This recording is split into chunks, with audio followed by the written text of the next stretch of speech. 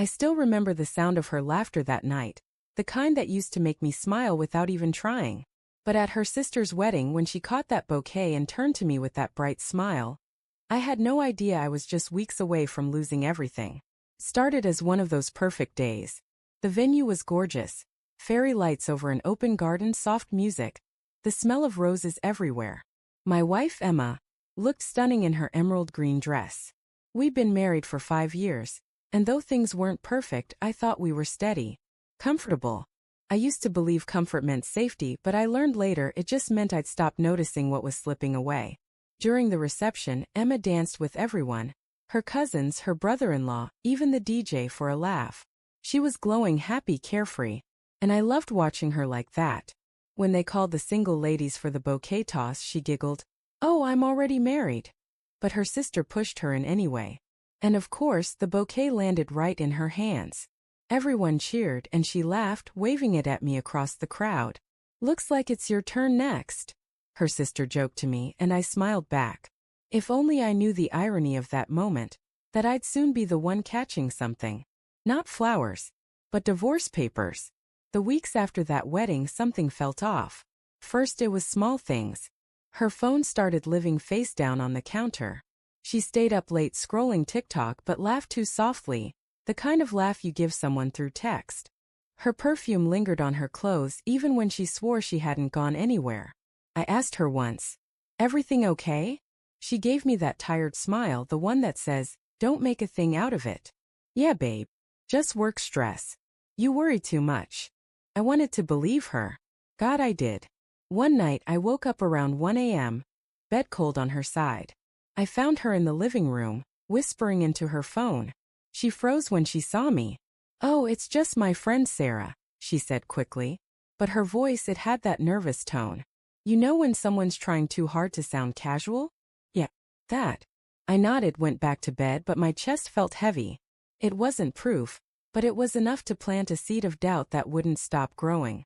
Then there was the wedding video. Her sister sent us the final cut, beautiful slow-motion shots of everyone laughing and dancing. But near the end there was a clip that made my stomach twist. Emma was on the dance floor with a man I didn't recognize. Not a relative. Not a friend I knew. They were close. Too close. His hand on her waist, her smile soft, not playful but intimate. The kind of look she used to give me when we first started dating. I paused the video, replayed it, over and over. My throat went dry. That night when she came home, I asked, "Who's the guy in the video?" She froze. "What guy?" "The one you were dancing with. Tall beard, gray suit." Her eyes flicked away for just a second, but it was enough. "Oh, that's Mark. He's one of Lily's co-workers. He asked me to dance, it was just for fun." I nodded. Right. Just for fun. But something broke in me then. The trust. The ease. Everything felt wrong. I didn't sleep that night. I checked her social media. Nothing suspicious. But I remembered she had a second phone. A work one. So when she showered the next morning, I checked. And there it was. Text after text. "I miss you. Last night was amazing. I can still smell your perfume." From Mark's speech balloon. I felt my chest cave in. My hands shook as I scrolled, reading every word that ripped another piece of me apart. They'd been seeing each other for months. She met him at her sister's office party. Said I didn't make her feel wanted anymore. Said she felt alive again. Alive again. When she came out of the shower, towel in her hair, she froze seeing me holding her phone. "Emma," I said quietly, "how long?" Her mouth opened but no sound came out. She just sat on the bed, eyes wide. "I asked you a question," I said, my voice breaking. "How long?" Tears welled up, but she didn't deny it. "I didn't mean for it to happen, Josh. I was lonely. You were distant. It just happened." I laughed, not because it was funny, but because it was the only thing stopping me from screaming. "So this is my fault?